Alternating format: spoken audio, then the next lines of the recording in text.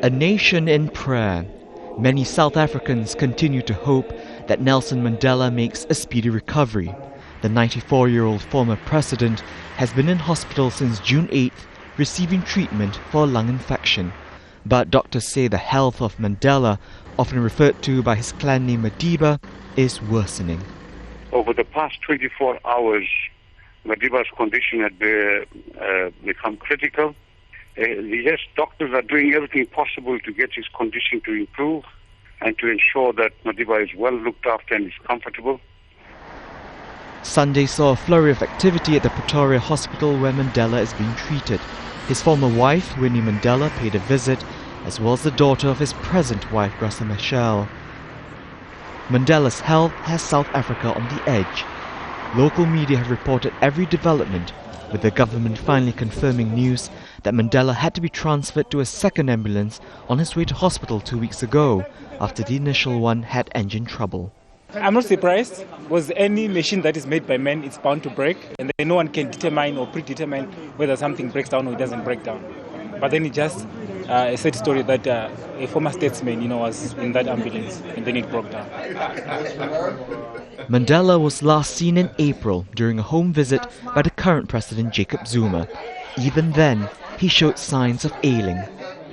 Since being admitted to hospital, well-wishers have been leaving prayers and tributes to him, the man they consider the father of their nation.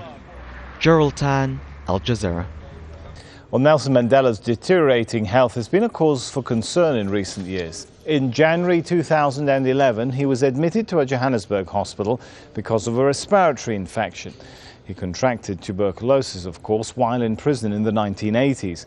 Since December last year, Mandela has been hospitalized 4 times, most recently to a Pretoria hospital on June the 8th. Well, that's where he's been receiving treatment for a recurring lung infection. Tania sent this update from Johannesburg.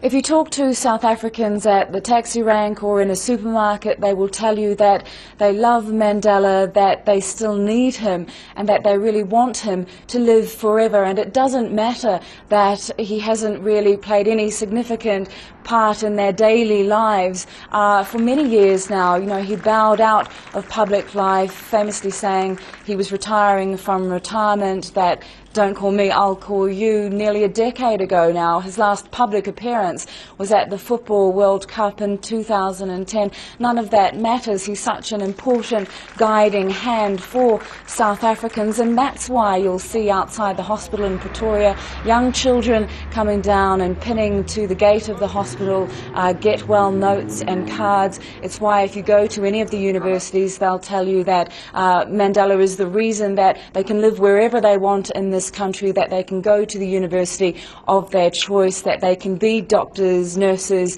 engineers, in fulfilling his dream of a democratic, free South Africa. He's enabled whole generations of people to fulfill their dreams, and they love him for it.